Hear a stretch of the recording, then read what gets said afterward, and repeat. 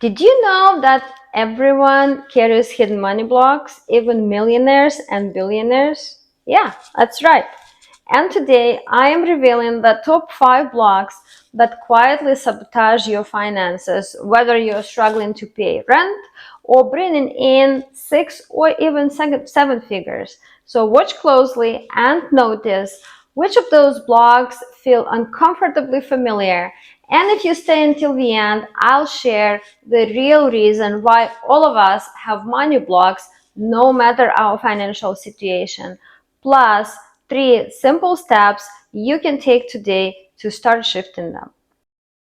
So welcome back to Money Blocks 101 video series.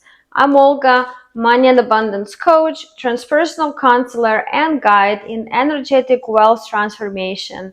I help conscious professionals and entrepreneurs heal subconscious money blocks, rewire limiting beliefs, and create a soul-aligned relationship with wealth. All right, so let's dive into the 5 most common money blocks. Each of us typically has one dominant block and about 2-3 others. And as we go through them, just notice which one feels like it's been running in the background of your life. And if you want to know for sure what your dominant block is, take my psychology-based quiz link below. All right, so let's start with the most universal money block, the scarcity block, or the survival block. And this is a pattern that keeps you anxious about money no matter how much you actually earn. You get paid, but instead of feeling a relief, your mind jumps straight into what if it's not enough? Or what if it doesn't last?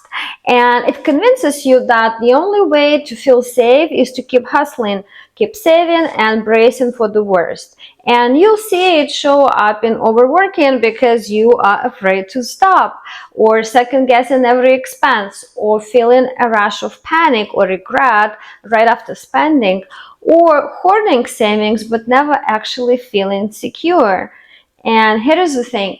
Scarcity thinking has nothing to do with numbers. It's just that constant low-level fear that the ground could give way at any moment. And for many people, this fear isn't even personal.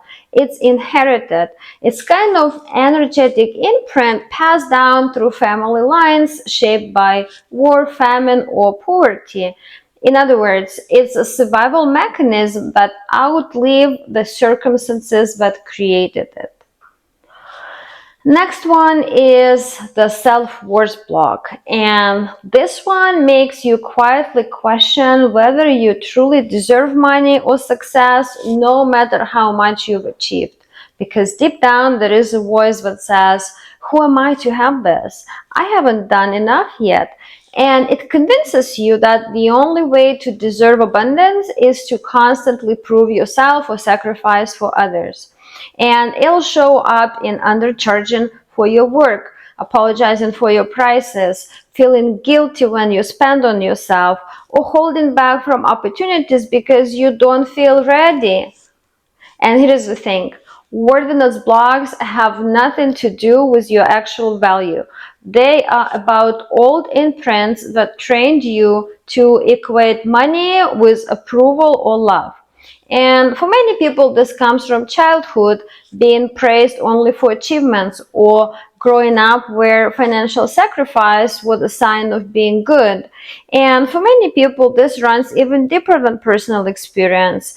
It's carried through lineage. If your ancestors lived in poverty or under systems that devalued their labor, then imprint became we don't deserve more. And if women in your family were not allowed to own property or make financial decisions, the ego is I'm not allowed to handle wealth. So if your lineage carried vows of poverty, service, humility, the message could have been having wealth is selfish or wrong. And for families marked by displacement, depression, the energy could be we are less than and we must constantly prove our worth. So the worthiness block is another survival story passed down through generations, and healing it isn't just about you. It's actually about restoring a sense of dignity and self-value for those who came before you and for those who will come after you.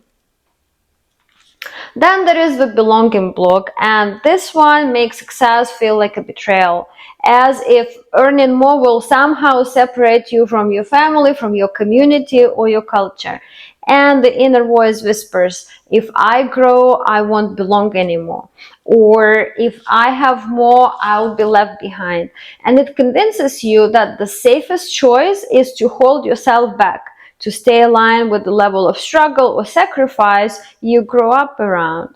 And you'll see it show up in turning down opportunities, or playing smaller than your potential, or even sabotaging your progress so you don't outgrow the people you love. And here is the thing, loyalty blocks are not about money at all. They're about belonging. The fear that if you step into wealth, you'll be abandoned. And for many people, that doesn't just come from personal experience, but it's rooted in the family life. In the family line. So generations who live through struggle or oppression often carry the belief that people like us don't have wealth, or that survival depends on staying small and aligned with the group. And in those contexts, blending in was safety, and standing out could mean exile, judgment, or even danger. And so the message became, stay loyal, don't rise too high, don't risk separation. So in other words, it's love expressed as limitation. It's an inherited survival bond that once kept families together, but it no longer serves you today. Another one is visibility block, and this one makes money feel dangerous, as if having it will make you too visible, judged, or even unsafe. And the inner dialogue sounds like, if I stand out too much, people will attack or criticize me. Or if I have more, I'll be rejected or envied. And it convinces you to dim your ambitions, to downplay your success, or just avoid wealth altogether. And it'll show up in hiding your achievements, or shrinking your goals, or keeping yourself invisible when you're capable of so much more. So, visibility block isn't really about money, but it's about protection. And it's the fear that visibility and abundance will bring punishment. And for many people, this traces back to personal experiences of criticism, envy, or family dynamics where power was misused. Maybe you were told not to brag, or you learned early on that success made you a target for resentment. But for others, it runs even deeper, and it's headed through lineage. And in many families, being visible once came with real consequences. Standing out in the community could mean persecution for your beliefs, or exile from your homeland, or even danger to your life. And in some lineages, the safest way to survive was to stay small, silent, or invisible.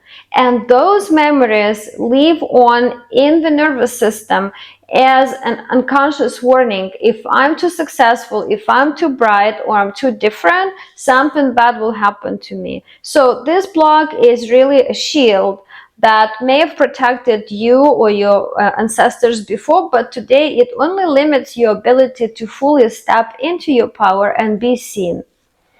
And finally, the trust block. This is when money feels unreliable, like it can be counted on to stay and support you. And your inner voice may say it always disappears, or something bad will happen if I rely on money. And it convinces you that it's safer to just spend money quickly, or avoid investing, or never fully relax into having money. And it could show up as money slipping through your fingers the moment it arrives, or anxiety every time a bill comes in, or hesitation to depend on money at all. And the trust block, again, isn't really about money, but it's about safety. It's your nervous system learning that support won't last. So this could trace back to your childhood instability, such as sudden losses, unpredictable income, or mixed messages about whether resources were secure. And over time, your body learned, don't relax, because it could disappear at any moment. And for others, the roots of this block go even deeper, because in many family lines, security was fragile or constantly disrupted through war, displacement, financial collapse, or regimes where property could be taken overnight. And that ancestral memory gets passed down as a subtle imprint that money can be trusted to stay, or it will leave as quickly as it comes. In other words, the trust block is an old survival mechanism that may once have helped your family adapt to instability, but today it only keeps you braced for loss even if you are safe. All right, so those are the 5 most common money blocks. And remember, these blocks don't care if you are making 1,000 or a month or 1 million a month. They are just old survival programs wired into your mind and nervous system.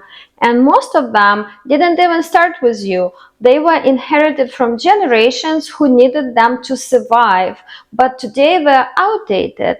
And what once kept you or your ancestors safe is now what keeps you stuck.